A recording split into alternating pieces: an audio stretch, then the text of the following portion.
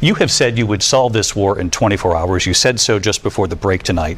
How exactly would you do that? And I want to ask you a very simple question tonight. Do you want Ukraine to win this war? That was ABC newscaster David Muir co-hosting the presidential debates on Tuesday between Vice President Kamala Harris and former President Donald Trump. I want the war to stop. I want to save lives. I want to get the war settled. I know Zelensky very well, and I know Putin very well. I have a good relationship, and they respect your president, okay? They respect me. They don't respect Biden. How would you respect him? Why? For what reason? He hasn't even made a phone call in 2 years to Putin, hasn't spoken to anybody.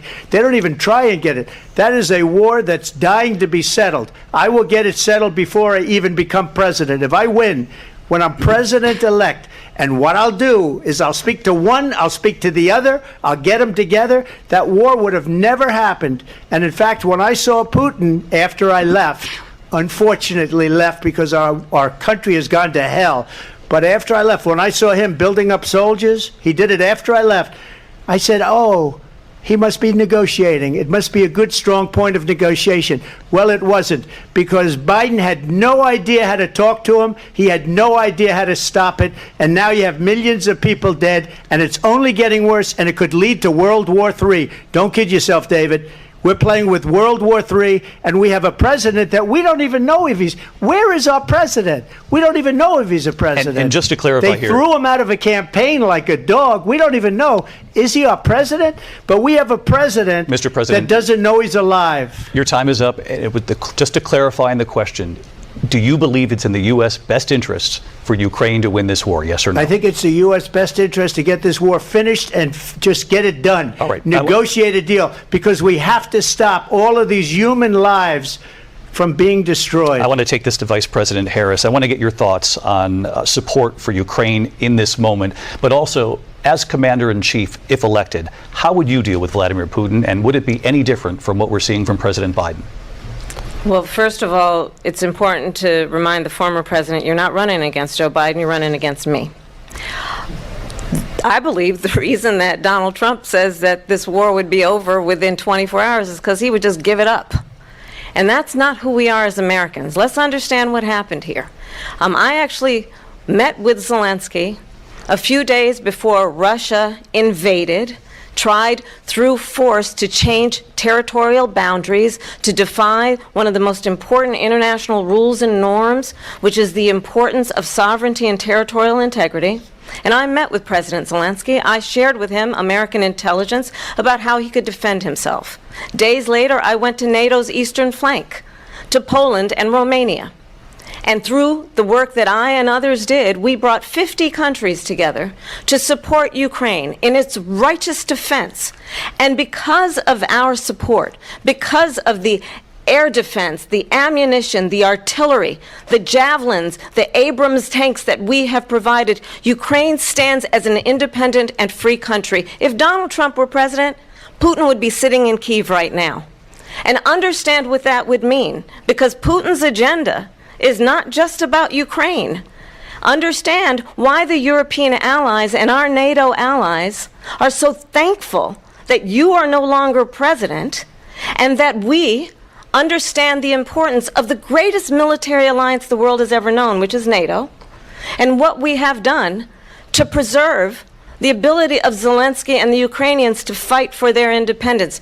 Otherwise, Putin would be sitting in Kyiv with his eyes on the rest of Europe, starting with Poland. And why don't you tell the 800,000 Polish Americans right here in Pennsylvania how quickly you would give up for the sake of favor and what you think is a friendship with what is known to be a dictator who would eat you for lunch. Pretty clear statements from each side in this case, where they stand on the question of war and peace with Russia. To discuss that, we go to Philadelphia to speak with Professor Tony Monteiro from the Saturday Free School. Tony, very little doubt who's on which side in terms of that question.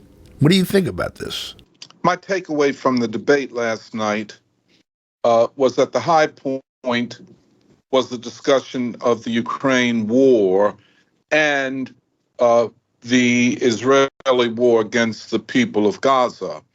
I think on the discussion of Ukraine, we really began to see how Trump and Harris differ on the questions of war and peace.